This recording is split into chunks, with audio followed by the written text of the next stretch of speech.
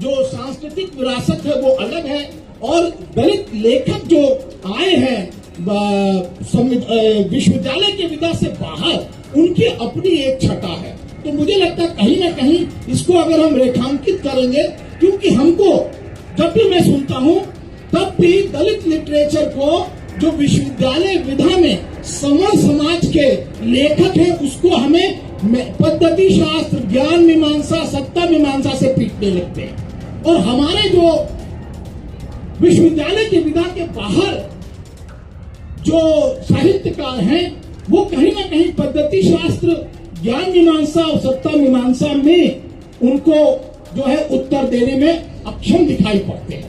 ये बात कटु हो सकती है, लेकिन मुझे लगता है मेरे पास पैसा नहीं है, मेरे पास इज्जत नहीं है, एक है वो है सच। अगर मैं इस मंच से सच भी नहीं बोलूंगा तो क्या बोलूंगा। बहुजन कैलेंडर पर भारी छूट, सिर्फ 300 रुपए में 10 कैलेंडर की बुकिंग करिए। संपर्क करिए 9711666056 पर। एक बात कहने के लिए यहाँ पर आपके बीच में आया हूँ। अच्छा, वो लोग चला रहे फेस्टिवल बना रहे सुबह, तो नहीं छोड़, देख लो अगर बन गया तो साथियों की बस केवल एक बात मैं कहना चाहता हूँ, और वो ये, आखिर दलित लिटरेचर फेस्टिवल क्यों? आखिर दलित लिटरेचर फेस्टिवल बनाने की आवश्यकता क्यों पड़ी? और इसलिए मुझे लगता है कि जिन्होंने इसको सोचा वो बधाई के पात्र हैं, उनको मैं बहुत बहुत साधुवाद देना चाहता हूं कि उन्होंने इसकी पहल करी। और पहल करना तो आसान है, लेकिन इसको बनाए रखना बहुत मुश्किल है, और उन्होंने बनाए रखा है, इसके लिए वो डबल बधाई के पात्र हैं। एक बार ताली बजा करके उनका जरूर स्वागत करें। इसका एक छोटा सा ये जो जब भी हम फेस्टिवल करते हैं, ये एक आकलन होता है कि हम कहां तक पहुंचे। जब भी हम फेस्टिवल करें या अधिवेशन करें तो हम अपने कार्यक्रम के, अपने आंदोलन का एक गणना करते हैं कि हम कहां तक पहुंचे। और मुझे लगता है कि जैसे जैसे कि मैंने कार्यक्रम की एक लिस्ट देखी, अभी बहुत बड़ी, आपको पता होगा कि बहुत बड़ी लिस्ट है, इसमें वक्ताओं की लिस्ट तो प्रमोद जी, सुदेश जी जरूर बताएंगे, और जो कार्यकर्ता यहाँ पर बैठे हैं, कि लगातार ये लिस्ट वक्ताओं की बढ़ती चली जा रही है, और यह आपके सक्सेस का एक पैमाना हो सकता है कि किस प्रकार ये अट्रैक्ट कर रही है।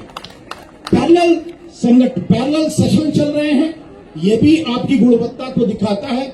मैं चाहता था कि माननीय जो हमारे बेचैन साहब हैं, क्योंकि हमारे पास विश्वविद्यालय विधा में ये काम चल रहा है, और विश्वविद्यालय में केवल हमारा हिंदी विभाग का केवल एक विभागाध्यक्ष हुआ है, वो हुए हैं शिवराज सिंह बेचैन।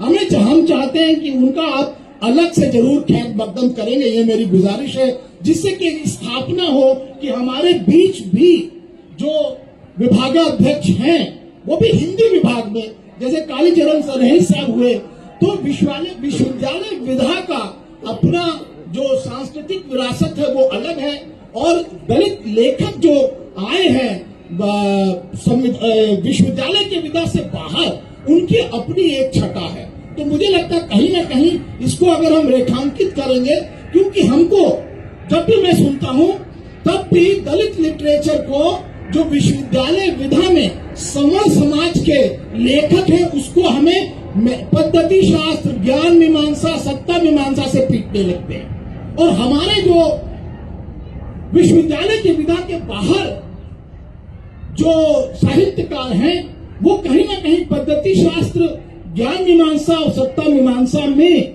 उनको जो है उत्तर देने में अक्षम दिखाई पड़ते हैं। ये बात कटु हो सकती है, लेकिन मुझे लगता है मेरे पास पैसा नहीं है, मेरे पास इज्जत नहीं है, एक है वो है सच। अगर मैं इस मंच से सच भी नहीं बोलूंगा तो क्या बोलूंगा।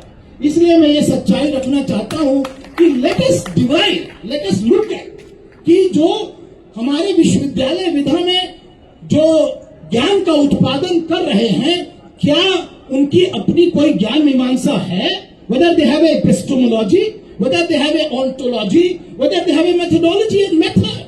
ये चार चीजें अगर हम बता ले जाएं तो इन अवधारणाओं को हम सचमुच जवाब दे सकते हैं उन्हीं की भाषा में। क्योंकि अक्सर दलित साहित्य पर एक क्रिटिसिज्म है, ये तो पुनरावृत्ति हो रही है, पुनरावृत्ति हो रही है, पुनरावृत्ति हो रही है। क्या इसकी कोई ज्ञान मीमांसा है या नहीं है?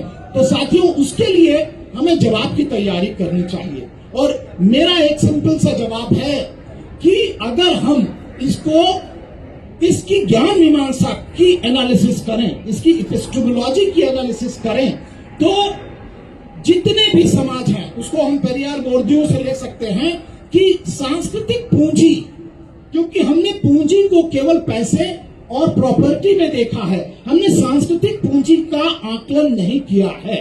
अगर हम सांस्कृतिक पूंजी का आकलन कर लें तो हम पाएंगे कि जितने भी लेखक हैं उनकी अपनी समाज के अंदर एक परिस्थिति, एक स्टेटस होता है और उनकी सामाजिक पृष्ठभूमि के आधार पर उनकी अपनी सांस्कृतिक पूंजी होती है।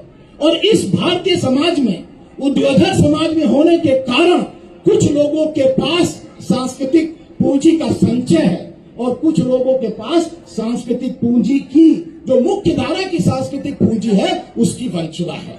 और इसलिए इस भारतीय समाज में जो मुख्य धारा के लेखक हैं, समर समाज के लेखक हैं, उनकी जो सामाजिक पृष्ठभूमि है, जिसके अंदर सामाजिक या सांस्कृतिक पूंजी की भरमार है, एक्यूमुलेशन ऑफ कल्चर कैपिटल, उनकी सामाजिक चेतना का, उनकी जो चेतना है उसका सृजन इस पूरी सांस्कृतिक भरी हुई सामाजिक सांस्कृतिक पूंजी की जो है चेतना का सृजन हुआ। लेकिन जो दलित समाज के, जो पिछड़े समाज के लोग हैं, उनकी चेतना का सृजन उसकी वंचना से हुआ है और इसीलिए अपने अपने पिंजड़े में दिखाई देता है। इसीलिए मेरा बचपन मेरे कंधों पे दिखाई देता है, इसीलिए जूठन दिखाई देता है और इसीलिए आपको छांगिया रूप दिखाई देता है, अक्करमाशी दिखाई देता है। ये उन्होंने क्यों नहीं देखा? ये जोड़ी उन्होंने क्यों नहीं देखी इस बात को? क्योंकि उनकी जो सामाजिक चेतना का सृजन है, वो सांस्कृतिक पूंजी जो थी वो आ रही थी रामायण से, रामचरितमानस से, वो महाभारत से, वो मंदिर से, वो आ रही थी बाकायदा अट्टालिकाओं जो सजी हुई थी महलों से। उन्होंने कभी वो पीड़ा वो नहीं देखी। इसलिए साथियों, यह ज्ञान मीमांसा का प्रश्न है कि हमारी चेतना का सृजन किससे होता है? क्या हमारी चेतना का सृजन सांस्कृतिक पूंजी के संचय से है या सांस्कृतिक पूंजी की वंचना से है? अगर वंचना से है साथियों, तो इसलिए ये दलित लिटरेचर फेस्टिवल अलग दिखाई पड़ेगा, क्योंकि हमारे पास वो वंचना नहीं, हमारे वो संचय नहीं है जो आपने लिखा। अगर इसलिए ये कहीं ना कहीं जो आपने दलित लिटरेचर फेस्टिवल लगाया है, ये है बाकायदा सांस्कृतिक